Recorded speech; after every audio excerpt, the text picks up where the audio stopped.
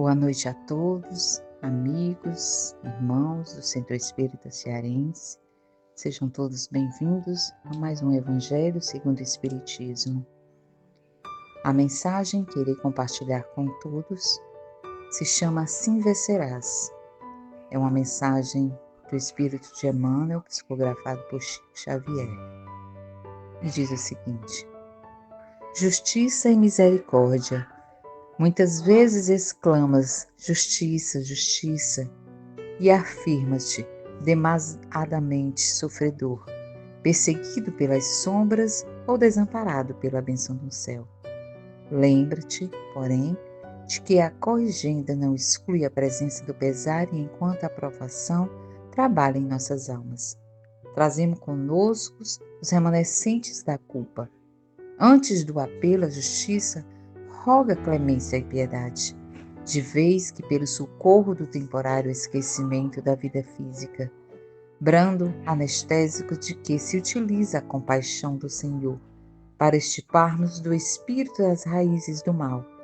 Por muito tempo, ignoramos toda a extensão de nossos débitos.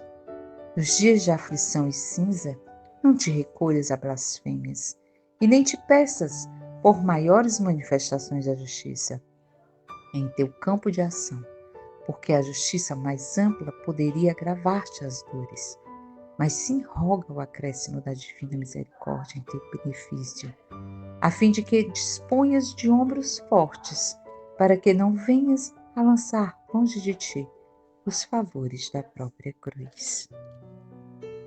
Que Jesus, em sua infinita misericórdia, atenda a nossas súplicas e nos ajude na compreensão de nossas provas.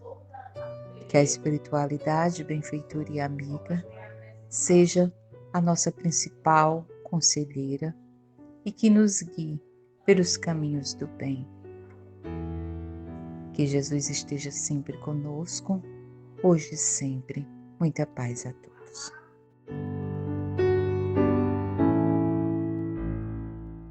Leitura do capítulo 5. Bem-aventurados os aflitos. Item 3. Justiça das aflições. Somente na vida futura podem efetivar-se as compensações que Jesus promete aos aflitos da terra. Sem a certeza do futuro, estas máximas seriam um contrassenso, mais ainda, seriam engodo. Mesmo com essa certeza, dificilmente se compreende a conveniência de sofrer para ser feliz. Dizem, para se ter maior mérito. Mas, então pergunta-se, por que sofrem uns mais do que os outros? Por que nascem uns na miséria e outros na opulência, sem coisa alguma haverem feito que justifique essas posições? Por que uns nada conseguem, ao passo que os outros tudo parece sorrir?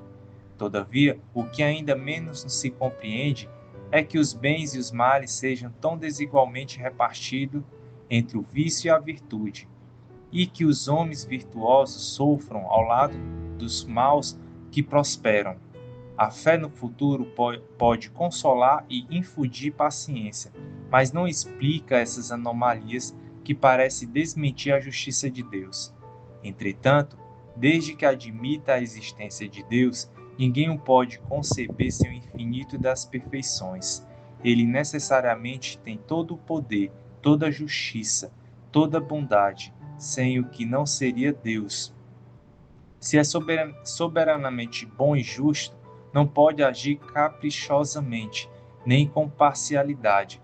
Logo, as vicissitudes da vida derivam de uma causa e, pois que Deus é justo, justa há de ser essa causa.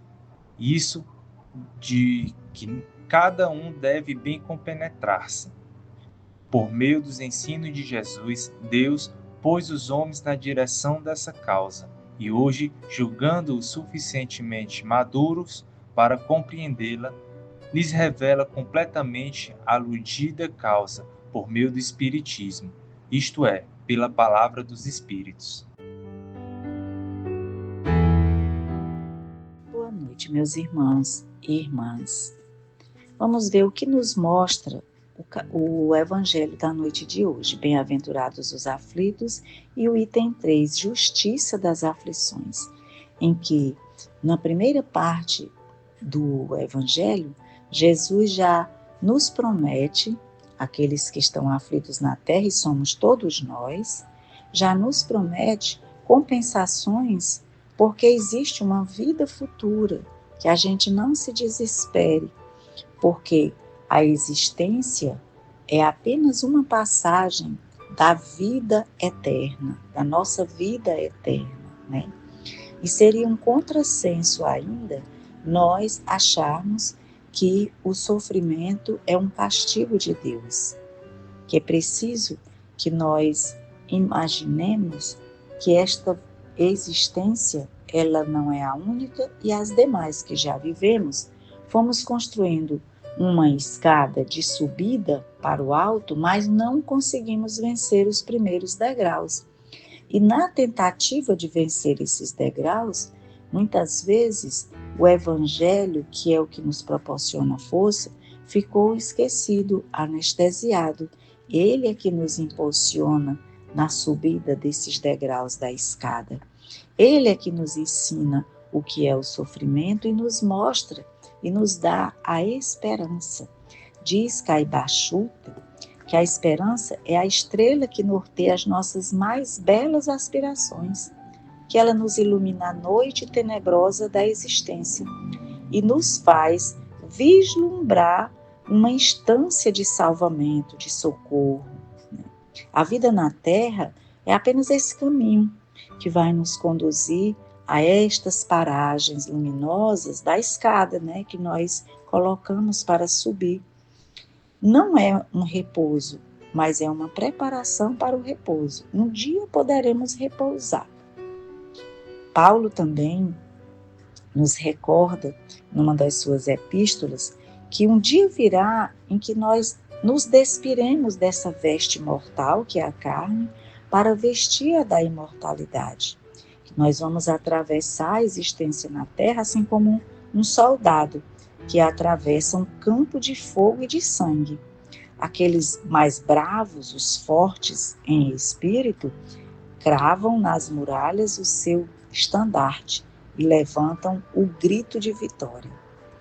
É isto que nos ensina a doutrina espírita com sua base fundamental no Evangelho de Jesus.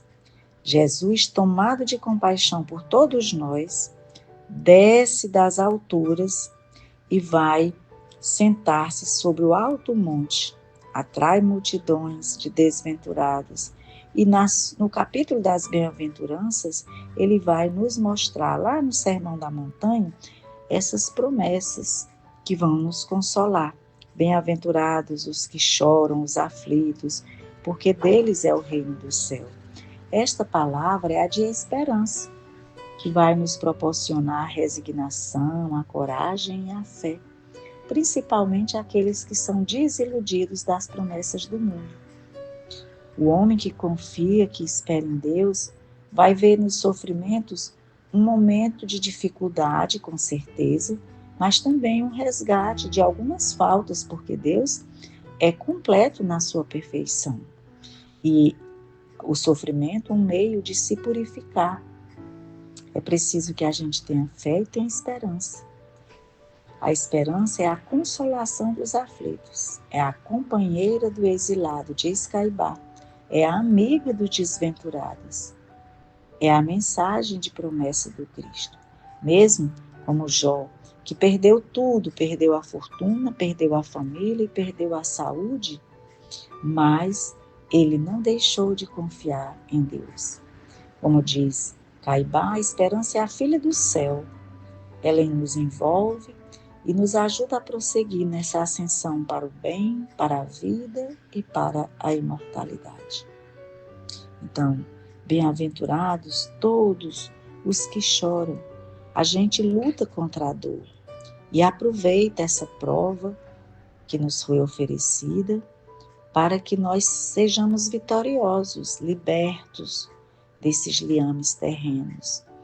E, finalizando, lembramos que é preciso empunhar essa espada da fé, esse escudo de caridade, com todos os seus atributos. E aí o reino de Deus florescerá dentro de nós, como rogamos diariamente no Pai Nosso, que muitas vezes nem percebemos a prece que Jesus nos ensinou.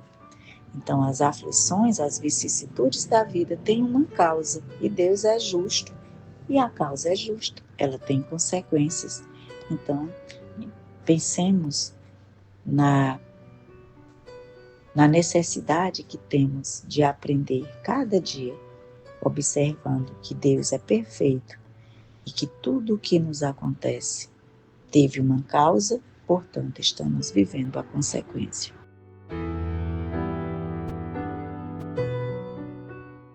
E assim, concluímos o nosso Evangelho da noite de hoje, nos enchendo de paz, de tranquilidade, para termos uma noite abençoada, uma noite com Jesus.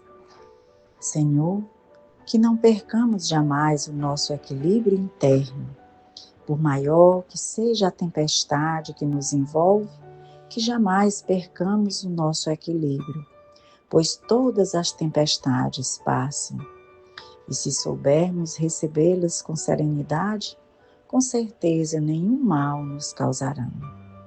Que o Senhor nos mostrou quando dormia no fundo da barca e os discípulos o chamaram nervosos. E o Senhor os acalmou a todos. Que nós possamos, Senhor, fazer o mesmo, recorrer a Ti, para que as nossas tempestades internas sempre se acalmem ao seu lado. Que o Senhor nos dê uma noite abençoada e que as Tuas mãos, Senhor, cheias de amor divino, derramem-se sobre as águas que estão ao nosso redor, para que elas sejam fluidificadas com as Tuas bênçãos, mas também que todas as águas dos oceanos, dos mares, dos rios, dos lagos, dos açudes, das barragens, de todo o planeta, as cachoeiras que derramam as suas lágrimas saudáveis na direção do leito de um rio, possam também ser beneficiadas.